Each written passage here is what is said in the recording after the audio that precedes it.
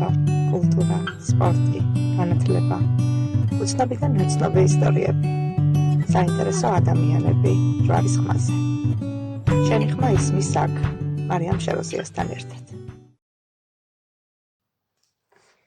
მოგესალმებით ძვირფასო რადიო მსმენელებო, ეთერშია ჯვარის ხმა, ჩვენი დღევანდელი გადაცემის სტუმარი არის ჯვარელი ახალგაზრდა გიგი ფიფია, რომელიც გახლავთ ელტუს ფლორანის უნივერსიტეტის კურსდამთავრებული, საერთაშორისო ურთიერთობების მაგისტრი. მოგესალმებით გიგი, მადლობა რომ დაგვიწმეთ დრო და ხარ ჩვენი გადაცემის სტუმარი. მადლობა თქვენ.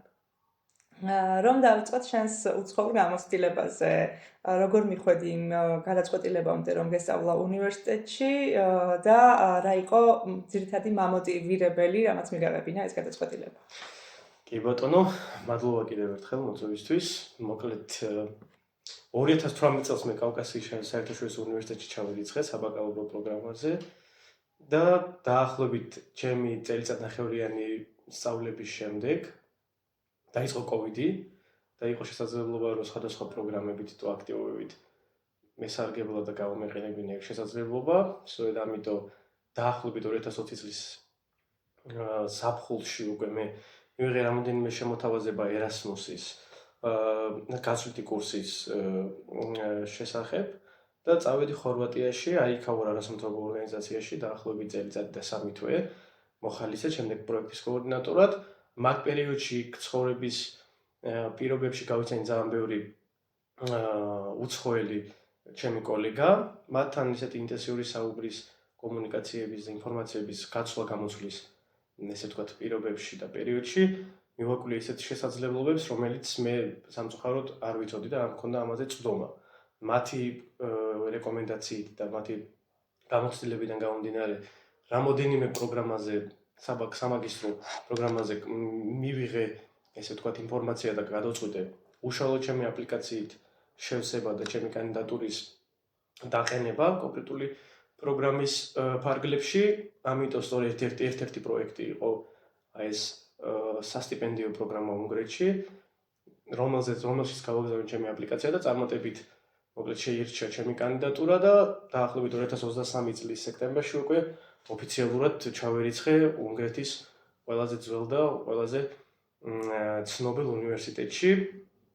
რა თქმა უნდა, ეს შესაძლებლობა ყველა ქართველი სტუდენტის თუ არა სტუდენტის, ნორმალური სტუდენტის თვის ხელმისაწვდომია. სამწუხაროდ ინფორმაციის პრობლემა არის და ამაზე ვერ გავექცევით, რადგან ბევრს ამაზე წვდომა, ამ ინფორმაციის წვდომა სამწუხაროდ არ აქვს. თუმცა ჩემი გამოცდილებიდან შემიძლია ვთქვა, რომ ნებისმიერ ახალგაზრდას, ვინც მოტივირებულია და აქვს სურვილი, რომ ქვეყნის ფარგლებს გარეთ მიიღოს განათლება, ევროპული განათლება, მათთვის არსებობს შესაძლებლობა, რომ ყველანაირი ხარჯისა და ფინანსური მატერიალური რესურსების გარეშე უბრალოდ წავიდეს ევროპაში და ისწავლოს. სწორედ ესე მოხდა ჩემ შემთხვევაშიც, 2023 წელს დავიწყე ბუდაპეშტში სწავლა, სრულად დაფინანსებულ პროგრამაში, მთლიანად ყველა ხარჯი ევროკავშირის მიერ იყო დაფარული და დაახლოებით 4 თვის წინ უკვე დავბრუნდი საქართველოში, დავასრულე ჩემი სწავლა. რაც შეეხება უშუალოდ სწავლის პერიოდს, რა თქმა უნდა, მით უმეტეს ქართველი სტუდენტისთვის საკმაოდ ესეთი დიდი გამოწვევაა და მაგაზე შემდგომ შეგვიძლია უფრო დაზუსტებით ვისაუბროთ დეტალებში. ახლა ახსენე რომ არ მქონდაო თვითონ ინფორმაცია ამ პროგრამებზე და წვდომა. მე მინდა იმ ახალგაზრდებს უთხრა, ახლა როგორ შეიძლება პირველი ნაბიჯი გადადგან, ვისაც უნდა რომ ხონდეს ევროპული განათლება. რა არის ის პირველი ნაბიჯი, რაც უნდა გააკეთონ? პირველ რიგში ალბათ ყველაზე მთავარი არის, რომ გამოვიკვლიოთ რეალურად რისი შესაძლებლობა გვაქვს ქართულ სტუდენტებს და რომელ ქვეყანაში არის ჩვენთვის მარტივი ასე თუ ისე სწავლის დაწყება ან გაგრძელება. ამის არსებობს ძალიან ბევრი ვებ-პორტალი, სადაც ჩვეულებრივად მარტივად იგუგლება, ესე ვთქვათ, ყველანაირი ინფორმაცია, და შესაძლებლობები, რომელიც ქართულ სტუდენტებს აქვთ, ეს არა მარტო უნგრეთში, არამედ სხვა ევროპულ და არაევროპულ ქვეყნებსაც ეხებათ, არსებობს რამოდენიმე პლატფორმა, სადაც მარტივად შეიძლება ინფორმაციის მოპოვება, თუმცა არსებობს გარკვეული თარიღები, პერიოდები, რა პერიოდშიც არის მიღება ამ თუ იმ უნივერსიტეტში. ამიტომ ზოგადი ინფორმაციის მიღება მარტივია, როგორც თქვი, სოციალური სივრციდან, უბრალოდ გრაფიკები და პერიოდები სხვადასხვა არის, სხვადასხვა ემთხვევა სხვადასხვა ქვეყნებში და უნივერსიტეტებში. ამიტომ საჭიროა სწორედ იმ თარიღზე კონცენტრირება, რომელსაც ითხოვს ესე თუ ის ქვეყანა თუ უნივერსიტეტი. ამიტომ შესაძლებლობა მართლა ბევრია ქართველი სტუდენტებისთვის ამ ეტაპზე, ყოველ შემთხვევაში და მართლა ბევრი პლატფორმა და შესაძლებლობა არსებობს, რათა ყველანაირი მატერიალური ხარჯის გარეშე ნებისმიერმა სტუდენტმა მიუხედავად მისი აკადემიური მოსწრებისა, ასეთ სწორ გარემოში, თანასწორ გარემოში ისწავლოს სხვა უცხოელ სტუდენტებთან ერთად. რაც დამერწმუნებით ალბათ ძალიან დიდი შესაძლებლობაა ნებისმიერი ქართველი მოტივირებული ახალგაზრდისთვის, რომ იმ კონკურენტულ გარემოში იყოს უცხოელებთან ერთად. სწავლების მეთოდებზე რომ გითხრა, რას ხედავ განსხვავებულს სიტყვაზე, რაც შეიძლება რომ რის საშუალებაც არ გქონდა საქართველოში. მე სიმართლე გითხრათ, ჩემი პირადი გამოცდილებიდან უფრო სწორი იქნება, ალბათ რომ შევაფასო. პირველი დიდი სხვაობა რაც იყო, ალბათ ტექნოლოგიის კუთხით, რადგან ჩემი უნივერსიტეტი, სადაც სწავლობდი, ტექნოლოგიურად რადიკალურად განსხვავებული იყო იმ წინა უნივერსიტეტთან, სადაც საბაკალავრო ხარისხი დავიცავი, თუმცა სიმართლე გითხრათ, მიდგომა პირველი რაც არის მიდგომის სხვაობა, რადგან ამ უნივერსიტეტში ვიგრძენი, რომ ლექტორებს და პროფესორებს უშუალოდ საერთოდ არანაირი ინტერესი არ აქვს ჩემ მიმართ, საერთოდ არ აინტერესებს არავის შენ საიდან მოდიხარ, რა ოჯახიდან მოდიხარ, რა არის შენი წარსული. უბრალოდ ისეთ გარემოში ხარ, სადაც ერთ სიბრტყეზეა ყველა, აბსოლუტურად მათთვის არანაირი მნიშვნელობა არ აქვს, ვინ არის. უბრალოდ არც შეიძლება ისეთ დაასრულო სემესტრი, რომ საერთოდ არც კი იცოდნენ შენი სახელი თუ შენ თვითონ არ მოინდომებ მათ თვალში რაღაც პოზიტიური სტანახვას. საერთოდ არ დაინტერესებიან შენ. რაღაც თანასწორობის განცდა გეუფლება, ხო? აბსოლუტურად. აი თითქმის ყველა მომენტში გრძნობოდა, აი თუნდაც ელემენტარულ საყოფაცხოვრებო დონეზეც რო ვთქვა, ანუ უნივერსიტეტში ხანგრძლივი დავუშვათ 4-5 საათიანი ლექციების პირობებში გვიწევდა შესვენებები, სადაც ხან საკვებით, ხან ყავით გაგქონდა თავი, ესე ვთქვათ და აი მანდაც იგრძნობოდა, რომ აი მიუხედავად შენი მატერიალური მდგომარეობისა, ფაქტიურად ერთი კონკრეტული საკვების გარდა სხვა საკვებს ვერ შეიძენდი. ანუ ნებისმიერ სტუდენტს ხომ ამაში შესაძლებლობა რომ ეგ ერთი საკვები იყიდა, თუ შენ განსხვავებული მატერიალური მდგომარეობა გაქვს, სხვა საკვებს მანდ ვერ იყიდდი. ანუ ყველა თანასწორად ერთი საკვებით უნდა ერთი რაც უნდა ყოფილიყო წარმოდგენილი მოკლედ.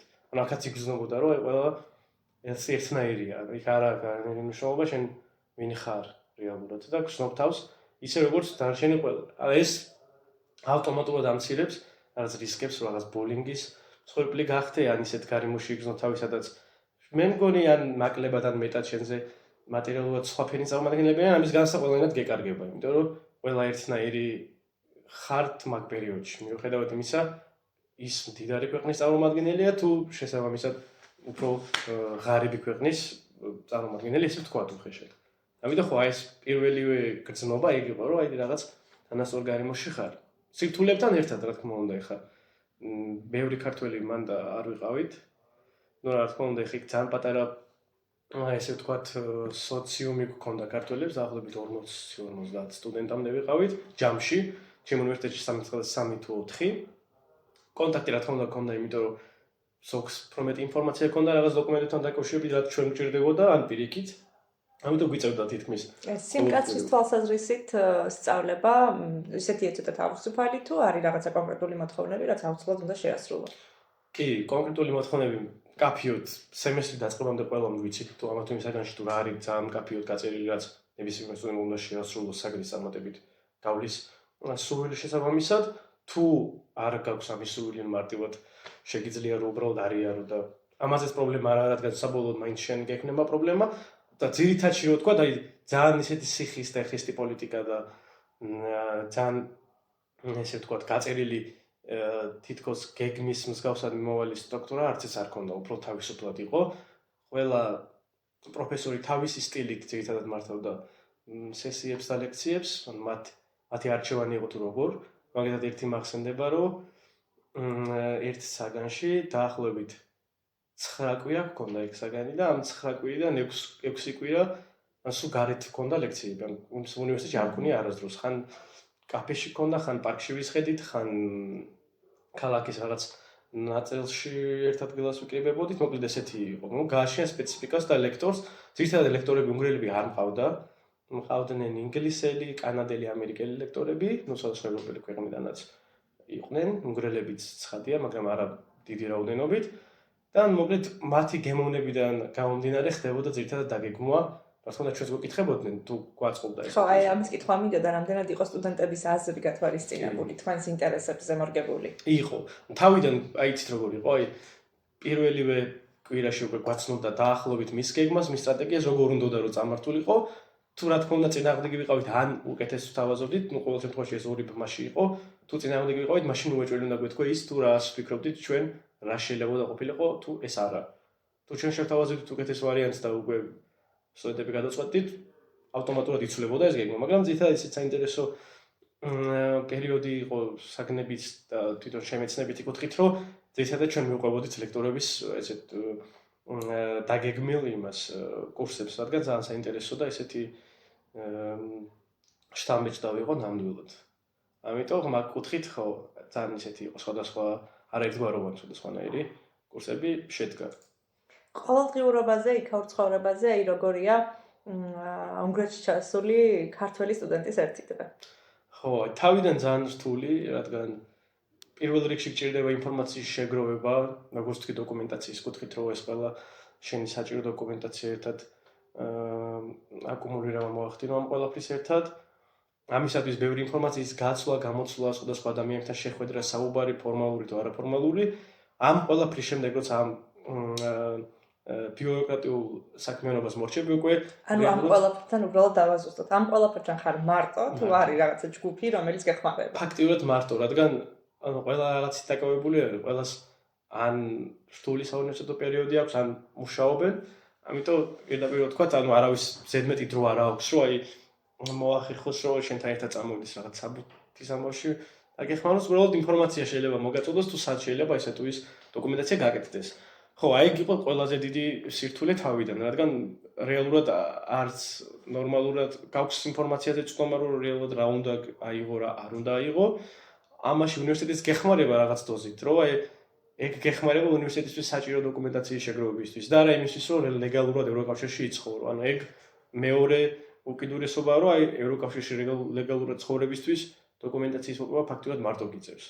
ამაში უნივერსიტეტი ვერ გეხმარება, რადგან შეუნდა მოიკვლიო ინფორმაცია, რა გჭირდება, საკონსულო სანაც აქტიურად კავშირში უნდა იყო და შემდგომში დაახლოებით ამას დაახლოებით ჭირდება 9 წელიწადი და მაგის შემდეგ უკვე ფაქტიურად ძალიან დიდი აი ეს სამუშაო, რაც ბიუროკრატიული კუთხით არის, უკვე გეხსნება შენი ყოველდღიური წესრიგიდან და ამის შემდგომი პერიოდი, აი როცა უკვე ერთი მოიხსენი, მერე რა ხდება? მერე როგორ გრძელდება ჩვეულებრივი ცხოვრება?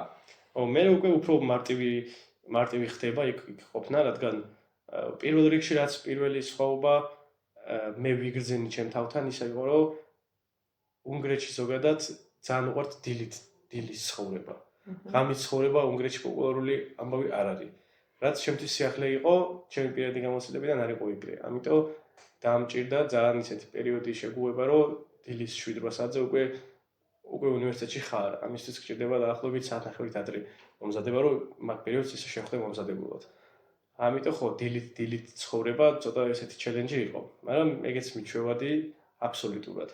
და ამ საბუთების ამბებს, რომ უკვე წარმატებით დაასრულებ, საუნივერსიტეტო ცხოვრება ნამდვილად იწყება და შენი სტუდენტობაც უკვე აქტიურ ფაზაში არის შესული, რადგან მარტო ერთი საქმე გაქვს.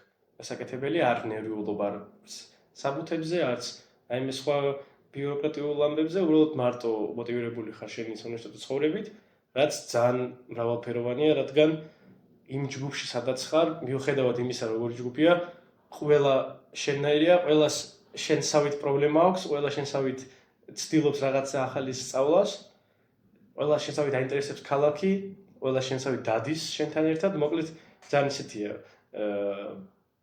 კარგი პერიოდია, რადგან სოფლიოს ყველა ქვეყნიდან თითქმის ყავს კურსები.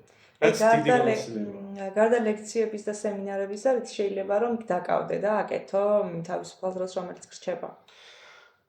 ბევრი რაღაცით შეიძლება დაკავდე, ჩემთვის პირადად ძალიან ისეთი საინტერესო იყო ამ 2 წლის მანძილზე თითქმის ყოველ კვირეულად ვახერხებდი, რომ ბუდაპეშტის მნიშვნელოვანი ესეთი ადგილები მენახა, რადგან ძალიან ბევრია ბუდაპეშტში ეგეთი ადგილი. ფაქტიურად 2 წელი ნორმალურად შემიძლია ვთქვა, რომ არ მეყურა და ყველაფერი მენახა. ბევრი რაღაც მართლა, დროის თუ სხვა მიზეზებიდან გამომდინარე ვერ შევძელით, მე და სხვებმაც, ვინც ჩემს ირგვლივ იყო. ამ კუთხით ბუდაპეშტში ვერ მოიწყე, რადგან ძალიან ბევრი სანახაობაა და გასართობი. ლოკალური თუ საერთაშორისო ღონისძიებები, რომელიც ბუდაპეშტში ყოველწლიურად ტარდება, ამიტომ ძალიან მარტივია თავი შეაქციო ისეთ საქმეს, რაც იდეაში არ ქონდა, რის გამოსავალს არ ქონდა, მაგრამ შენთვის საინტერესო შეიძლება იყოს და ისწავლო ბევრი რაღაც. ამ კუთხით მე ისიც რომ თუ აქტიური ცხოვრებით ხარ დაკავებული, ძალიან ბევრი სპორტული აქტივობა თითქმის ყოველკვირეულად ტარდება, რაშიც მონაწილეობა სრულად უფასოა, შეგიძლია ველობილიკებით ისარგებლო. სტუდენტებისთვის არის ეგეთი პროგრამა, რომ თუ დაამტკიცებ ერთ კონკრეტულ ლოკალურ კომპანიაში შენ სტუდენტის სტატუსი გაქვს, მიიდან შესაბამის დოკუმენტაციას, მთელი 2 წლის განმავლობაში მათი ველოსიპედებით უფასოდ შეგიძლია ისარგებლო და იარო ნებისმიერ ადგილას, როცა გინდა. აი რა იყო პირველი რეაქცია, პირველი შთაბეჭდილება ისეთი, აი რაზეც თქვი რომ ვაუ რა მაგარია. აი ის რაღაცი თავისუფლის გზნობა მე პირადად ეგ რომ აი შეგიძლია დროის ნებისმიერ მონაკვეთში აკეთო ის, რაც გინდა და რეალურად ამით არავინ არ წუხდება და არც შენ გაწუხებს სხვისი ესე ვთქვათ ცხოვრება თუ აქტივობა რასაც სხვა აკეთებს. ანუ ყველა კონცენტრირებულია საკუთარ თავზე, არავის არ აინტერესებს შენ ვინ ხარ. შენ უბრალოდ აკეთებ იმას, რაც გინდა. არ გაქვს არაფერი შემოფერხებელი იმ საქმეში, რასაც აკეთებ. უბრალოდ ხარ ისეთ გარემოში, სადაც ყველა ძალიან მშვიდად არის. არავინ აღალვებული არ დადის, ძირითად შემთხვევაში არის ესეთი გარემო, სადაც ქსიამოვნებს ყოფნა, იმ მშვიდად ხარ და გაქვს იმის შეგრძნება, რომ ისეთ გარემოში ხარ, სადაც ადამიანებს უშუალოდ ერთმანეთი ძალიან უყვართ, მაგრამ ამასთანავე ძალიან დისტანცირებულიც არიან ერთმანეთისგან. ან პირად ცხოვრებაში არ შემოდიან, არც კონტაქტში დიდად არ აინტერესებს შენი ამბავი, არც შენ წესით არ უნდა გაინტერესებდეს მათი ამბავი. თავიდან რა თქმა უნდა, ახლა ჩვენი კულტურიდან ცოტა სხვანაირად სხვა გარემოში მოხვედრა გაჩვენებს უფრო ვრცლად რეალურად რა არის შენთან, რა იქ, ხედავ სხვაობას, კარგს თუ ყველაფერს ხედავ. უბრალოდ ის არის, რომ როცა შენ არ ხარ ეგეთ კულტურაში გაზრდილი, უფრო მეტად სოციუმი აქტიურია შენ ქვეყანაში, ცოტა სხვანაირად არის, რომ აი შენ თუ აქ აქტიური სოციუმით, სოციალური ცხოვრებით ხარ დაკავებული, იქ ისე არ არის. აი ეგ იყო ყველაზე დიდი ის ასე ვთქვათ რა, ჩემთვის რომ აი იქ ადამიანები უბრალოდ არ ინტერესდებიან შენით. არ აინტერესებთ ვინ ხარ საერთოდ. ჯგუფში რეალურად იქნებოდით სხვადასხვა ქვეყნის წარმომადგენლები, ხო? აი მათთან ურთიერთობა როგორი იყო, თუ განსხვავდებოდა ზოგადი სოციუმისგან? კი, ეგ ძალიან დიდი სხვაობა იყო, რადგან იქ უცხოელი სტუდენტებიც შენსავით ინფორმაციის დაკლებობას განიცდიან თავიდან, არიციან არაფერი. რაც გაკავშირებთ, რაც საერთოდ ტკივილია სიხარულე იზიარებთ ყველა ვარიანტში, იმიტომ რომ მათაც დიდი ინფორმაცია არ აქვთ ქვეყანასთან და ქალაქთან დაკავშირებით, ცხოვრებასთან დაკავშირებით, კულტურასთან დაკავშირებით, ამიტომ ისინიც ამ სწავლის პროცესში არიან შენთან ერთად. ანუ მსგავსი შეხედულება გაქვთ იქაურობასთან დაკავშირებით თავიდან საწყის ეტაპზე. რაც გაკავშირებთ. საერთო აქტივობებით თუ იყავით სწავლის გარდა დაკავებული, აი დროს თუ ატარებდით ერთად? კი, ძირითადად ვახერხებდით კვირის ბოლოს შეკრებას, ძირითადად როგორც ვთქვი, მივდიოდით სხვადასხვა ღირსშესანიშნაობების დასათვალიერებლად. ეგ იყო ერთ-ერთი პირველი აქტივობა, რაც თავიდან ყველას გვაინტერესებდა და გქონდა. მერე უფრო გამოიკვეთა ვის რა ინტერესი ჰქონდა სპორტული, არასპორტული თუ როგორი. და მაგის შესაბამისად უკვე გაიყო ესე ვთქვათ ინტერესი. აი თქვენი კულტურების გაცვლა თუ ხდებოდა ერთმანეთში? კი, ძალიან აქტიურად ხდებოდა. უნივერსიტეტის გვეხმარებოდა ამ ყველაფერში. ფაქტიურად ყოველ მეორე თვეს ტარდებოდა საერთაშორისო კულტურის საღამოები, სადაც სხვადასხვა ქვეყნის წარმომადგენლები საკუთარი ქვეყნის კულტურას, ტრადიციულ საკვებს თუ სიმღერებს თუ რაც კულტურული ნიშა არის, მაგათ წარმოდგენა ხდებოდა, იყო ქართული საღამოც სხვადასხვა ქვეყნების და აქ აქტიურად ესწრებოდა ყველა სტუდენტიო, აი უფრო მეტი ესწავლა ამათ იმ ქვეყნასთან დაკავშირებით. ამიტომ ამ კუთხითაც ძალიან დიდი სხვაობა იყო, ხა ცხადია. კონტინენტებითაც სხვაობა იყო და უშუალოდ კულტურითაც ცხადია დიდი სხვადასხვაობა იქმნებოდა. ამიტომ ეგ მაგ კუთხითაც საინტერესო იყო, უფრო მეტად უფრო ვინტერესდებოდით ამა თუ იმ ქვეყნის ისტორიასა თუ კულტურასა თუ მათ მსოფლმხედველობასთან დაკავშირებით, რადგან უშუალოდ ხედავდით მათ წარმომადგენლებს, რაც უფრო მეტ мотивაციას გაძლევს, რომ ისწავლო მათზე რეალურად რა ცხოვრებით არიან დაკავებული, რა არის მათი კულტურის ნაწილი და რა არა, რაც ზოგიერთ შემთხვევაში ჩვენთვის მისაღები იყო მათთვის არა ან პირიქით. რაც რა თქმა უნდა საინტერესოა, რადგან შეიძლება ქვეყნები ძალიან ახლოს იყვნენ ერთმანეთთან გეოგრაფიულად ახლოს იყვნენ, თუმცა კულტურულად ძალიან განსხვავებული. ამიტომ ეს ამ სხვაობის დანახვა ძალიან ისეთია, საინტერესოა ჩემი აზრით. უნგრელი ხალხის წესჩვეულებებზე და ტრადიციებზე რა შეიძლება რომ გითხრა და გაგვიზიარო ის რაც აღფრთოვანებას იწვევდა შენში? ხო, უნგრელი ხალხი პირველი შთაბეჭდილება შემდგომში გამართლდა ჩემი პირველი ესეთი წარმოდგენა, რომ ძალიან თავისებური ხალხი არიან, დიდად კონტაქტი და საუბარი არ უყვართ. უყვართ შიჩუმეში ყოფნა და დისტანცირება ყველა ნებისმიერ ადგილას, ეს იქნება საჯარო თავშეყრის ადგილი თუ პერსონალური რამე დაწესებულება, არ აქვს მნიშვნელობა, ყველას აქვს საკუთარი სივრცე, რაშიც არავის არ უშვებენ და ეგენიც არ იჭრებიან არავის პირად სივრცეში. აი, ეგ იყო პირველი. და ასევე ის დამოკიდებულება, რომ თითქოს შენ გრძნობ თავს, აი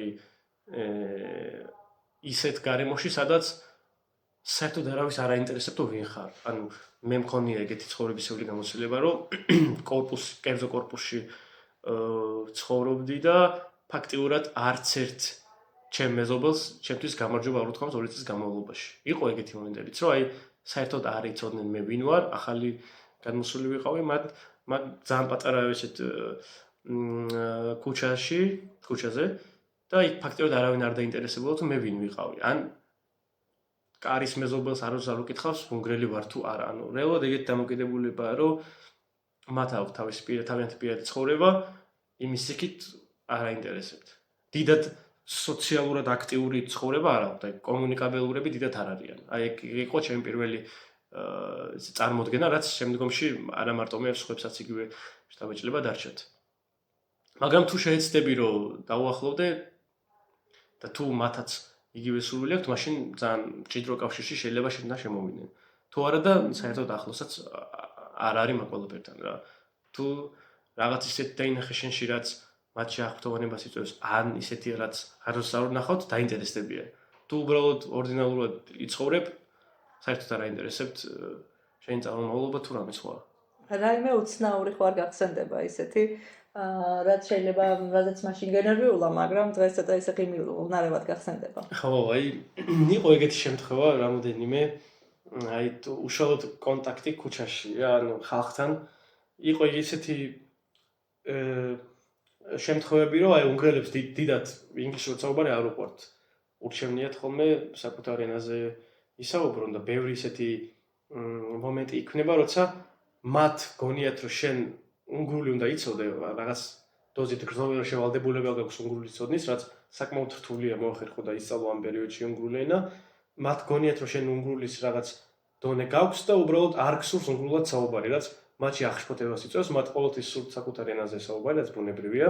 თუმცა თუ ბოლომდე არ დაწმუნდებიან, რომ შენ უნგრული არ იცი, აი მანამდე შეეცდებიან შენთან უნგრულად საუბარს. ინგლისურად არ გიპასუხებენ, მიუხედავად იმისა, რომ ინგლისური ფაქტიურად ნებისმიერი ასაკის წარმომადგენლისთვის პრობლემას არ წარმოადგენს. ცხოვრების დონე როგორია, თვითონ ქალაქი როგორ ცხოვრობს? ცხოვრების დონე ეკეთებენ ძირითადად. ხო, მე როგორც გითხარით, ცხოვრება ან ერთი ჩვეულებრივი დღე ავიღოთ ბუდაპეშტში, იწყება ძალიან ადრე რა. ყველა დაახლოებით დილის 7-8 საათისთვის უკვე ქუჩები ცარიელი არის დილით. უკვე ყველა სამსახურშია, ან საკუთარ პირად საქმეზეა.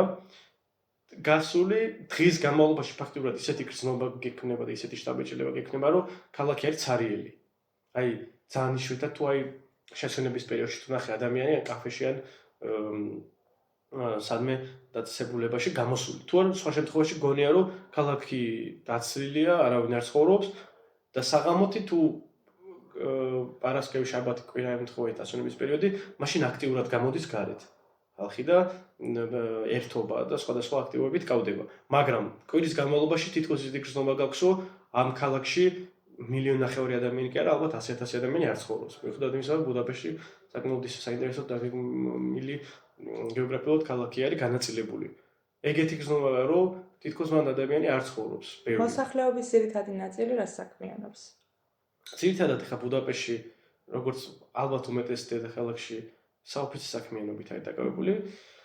უფრო შემოგარენში სხვა ქალაქებში ალბათ სოფლის მეურნეობა და ძირითადად ეს სექტორი არის აქტიურად წარმოდგენილი. ნუ ბუდაპეშტში დიდი კომპანიების ოფისები არის, როგორც არის Google, ასევე სხვადასხვა Microsoft-ის ოფისები არის განლაგებული, ამიტომ ესეთი დიდი საერთაშორისო ორგანიზაციები, Netflix-იც მათ შორის უკვე ბუდაპეშტში არის აქტიურად წარმოდგენილი და ადგილობრივი მოსახლეობისთვის ძალიან დიდი შესაძლებლობა არის, რომ ეს დიდ კომპანიებში საკმაოდ კონკურენტუნარიან გარემოში და მაღალი ანაზღაურების პირობებში იმუშაონ იქვე, მათ ქვეყანაში, მათ ქალაქში.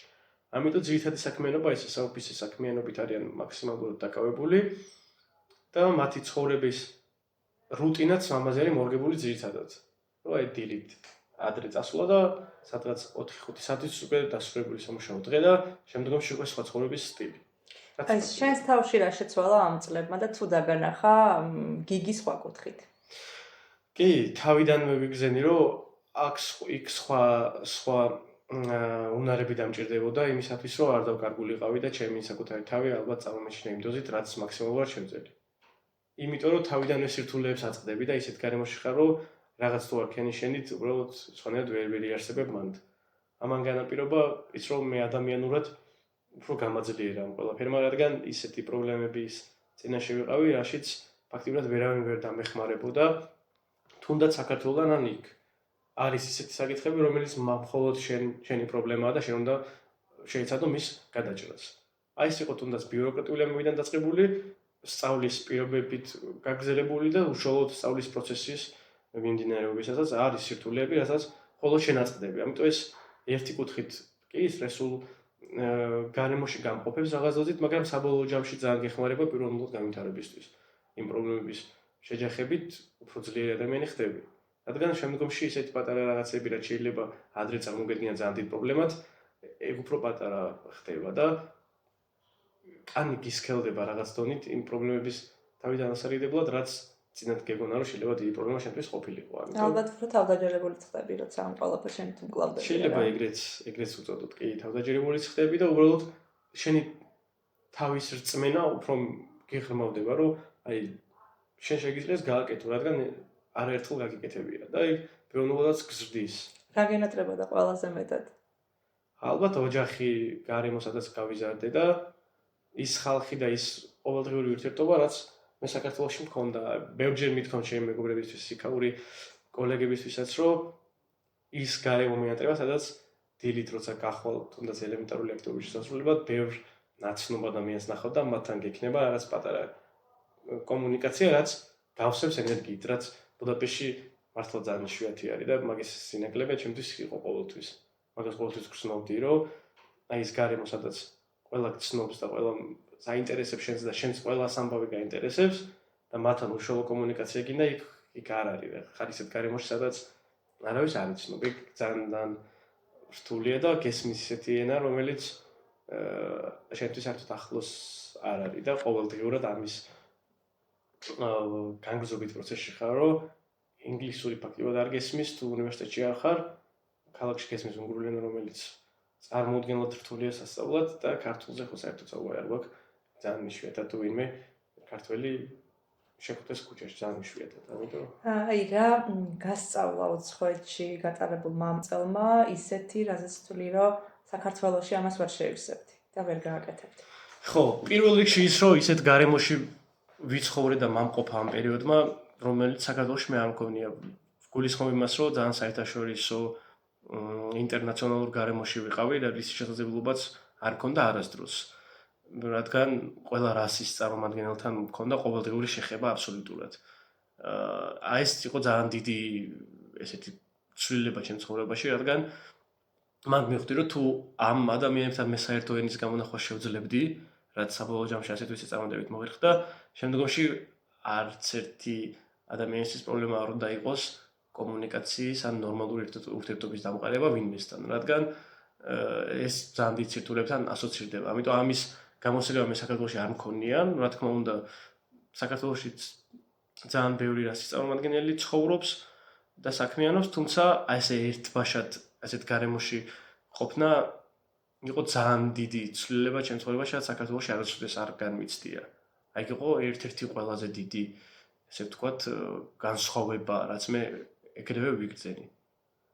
და ხო, ნუ საინტერესო არის, რთულიც არის, თუმცა საბოლოო ჯამში ეს ყველაფერი შენ თუ ირწმუნებ იმას, რომ შენთვის შენი მომავლისთვის ეს მნიშვნელოვანია, მაშინ მართლა დაგეხმარება სამომავლო წინსვლისთვის ეს ყველაფერი, რადგან აი ეს კონტაქტები, რომელთანაც ეს ადამიანები, რომელთანაც მეგობრობ, შემდგომში შენი კონტაქტები ხდებიან სხვადასხვა ქვეყნებში და ეს ყველაფერი გაძლიერებს რაღაცა კუთხით, რადგან თუ იქნა ისეთი შესაძლებლობა, როცა მათ ქვეყანაში გიწევს ვიზიტი ან რაღაცა, იცი რომ ყავს ადამიანი, ვინც შენ გვერდით იქნება და დაგაკვალიანებს, ასევე მათთვის ვიყავი მე და ისინი არიან ჩემთვის ეხლაც. ამიტომ ხო, საომალო პერსპექტივისთვის ეს ძალიან დიდი შესაძლებლობა არის და არავინ არ იცის, იქნება ის ადამიანები, რომლებიც შენთან ერთად სწავლობდნენ, შემდგომში მათ ქვეყანაში შენ იყო სტუმარი და ეგენი იყვნენ შენი მასპინძლები, ან პირიქით, შენ იყო მათი მასპინძელი, ამიტომ ხო, ესეთი გარემო ერთი კუთხით ძალიან რთულია, მაგრამ მეორე კუთხით საბოლოო ჯამში, როცა უკვე ადაპტაციას გაივli, ძალიან მარტივი ხდება შემდგომში ეს ურთიერთობებიც. საომავლო გეგმებზე რომ გვესაუბრო. ამ პერიოდში ვაპირებ საქართველოში ყოფნას. მინდა რომ აქ დავამკვიდრო ჩემი თავი, მიღებული ცოდნა და გამოცდილება აქვე გამოვიყენო. თუ შესაძლებლობა იქნება, რა თქმა უნდა, პატარა ვიზიტებით ვაპირებ. სხვადასხვა ქვეყნებში წასვლას და მოგზაურობასაც, ესე თქვა, თუმცა ჩემი კარიერული მომავალი და ჩემი ზოგადად ცხოვრებისეული მომავალი საქართველოსთან ასოცირდება და უკავშირდება საქართველოს, რადგან თავარი мотивация ჩემთვის ის იყო, რომ აი იქ მიღებული ცოდნა წამომეღო აქეთ მაქსიმალურად და ჩემი ქალაქისთვის თუ ჩემი ქვეყნისთვის მაქსიმალურად დამეხარჯა იქ რაც ავიღე ყველაფერი. ამიტომ ჩემი კარიერაც, ჩემი აზრით საქართველოში გაგრძელდება და აქ შევეცდები ჩემი თავის დამკვიდრებას. ძალიან სასიამოვნო და მისასალმებელია ეს ფაქტი. ერთი სიტყვა ან ფრაზა, რომელიც აი ესე მოკლედ შეასჯამებს შენს უცხოურ გამოცდილებას. ბრძოლა, აი ყოველდღიური, ყველაფერთან, იქაურ ცხოვრების წესთან დაკავშირებით, საუნივერსიტეტო ცხოვრებასთან დაკავშირებით, მატერიალ ყველანაირთან დაკავშირებით ბრძოლა, რადგან ყოველდღიურად შენ გიწევს რაღაცისთვის იბრძოლო. რომ რაღაცა, რაც გჭირდება, ყველაფერი გქონდეს, რაღაცა, რაც საჭიროა, მაგას მიაღწიო. ეგ არის რა. მაგრამ საბოლოო ჯამში მე ტკბები იმ ყველაფრით და იმ შენი ნაბრძოლით, რასაც შედეგი მოაქვს, გიხარია და ტკბები მაგით, აი ეგ არის. ყოველდღიურად რაღაცა დამკიცება გიწევს პირველად შენი თავისთვის, მეორე იმ ყველაფრისთვის, რასაც უშუალოდ ეჩეხები, ამიტომ ბრძოლა ყოველდღიურად. იმ ახალგაზრდებს რაც ეთყოდი, ვისაც აქვს სწავლის სურვილი, мотивация და იმათაც, ვისაც შეიძლება ამ მომენტში უბრალოდ ფარხმალი კონდეს დაფრილი და ფიქრობს, რომ არაფერს აზრი არ აქვს. ხო, მესმის ეგეთი დამოკიდებულებაც რთულია, მაგრამ პირველ რიგში შენ თავში უნდა ირწმუნო, რომ აი თუ მაგალითად ვიღაცამ შეძლო და დაფიქსირდა პრეცედენტი, რომ სადღაც რაღაცას მიაღწია, მაშინ რატო არა შენ, რატო არ უნდა იყოს ეს შენ. რა თქმა უნდა, мотивацიის დაკარგვას და ფარხმალის დაყრას არანაირი შედეგი არ მოაქვს საბოლოო ჯამში, რადგან რეალურად ბოლომდე უნდა გაიტანო ის, რაც რეალურად გინდა. არ არსებობს რაღაცა, რაც გულით მოინდომო და არ გამოგივიდეს. შეიძლება წარუმატებლობის კასკადები მეც მქონია ძალიან ბევრი უარი სხვადასხვა შესაძლებლობიდან, რაც მინდოდა რეალურად მქონოდა და გამეკეთებინა ძალიან ბევრი უარყოფითი პასუხი მიმიღია, თუმცა ამ ყველაფერმა ამ პროცესმა, რაც მოძრავი პროცესია, არ უნდა დაგაყრევინოს ფარხმალი, პირიქით უნდა გაგზარდოს და უნდა მოერიო პირველ რიგში შენ თავს, რომ კიდევ უფრო მეტი შესაძლებლობა იპოვო შენი მომავლისთვის. ამიტომ ფარხმალის დაყრას არანაირი აზრი არ აქვს. ყველას შეუძლია ამ ყველაფრის მიღწევა, რადგან არსებობს ძალიან ბევრი მაგალითი ირგვლივ, ვინც ეს შეძლო. ამიტომ მე ვისაც ევროპაში ან სხვადასხვა ქვეყნებში სწავლის გაგრძელება სურს, მე ვიტყოდი, რომ ამაზე კარგი შესაძლებლობა მართლა არაფერი არ არის, რადგან რეალურად სხვა გარემოში სწავლობ არა მარტო იმ პროგრამულ თემებს, რაც უნდა გაიარო, არამედ ცხოვრებას და სხვადასხვა სირთულეებთან გამკლავებას, რაც უნიკალური შესაძლებლობაა ჩემი აზრით. ამიტომ ვისაც სურვილი აქვს, აბსოლუტურად ყველამ უნდა გადადგას ეგ ნაბიჯი. ვისაც ფარხმალია დაყრილი, ეს არაფერს არ მოიტანს პირიქით. უნდა იბრძოლონ თავიანთი მომავლისთვის. ძალიან დიდი მადლობა გიგი შენი გამოცდილების გაზიარებისთვის, წარმატებებს გისურვებ, მადლობა რომ იყავი ჩვენი სტუმარი. ჩვენს მაყურებელს კი შევახსენებ, რომ ჩვენი დღევანდელი გადაცემის სტუმარი იყო გიგი ფიფია, ჯვარელი ახალგაზრდა, რომელიც სწავლობდა საზღვარგარეთ, ჰელტუს ფლორანის უნივერსიტეტის კურსდამთავრებული გახლავთ, საერთაშორისო ურთიერთობების მაგისტრი და თქვენთვის კი სტუდიაში მარიამ შეროზია მუშაობდი, მომავალ შეხვედრამდე.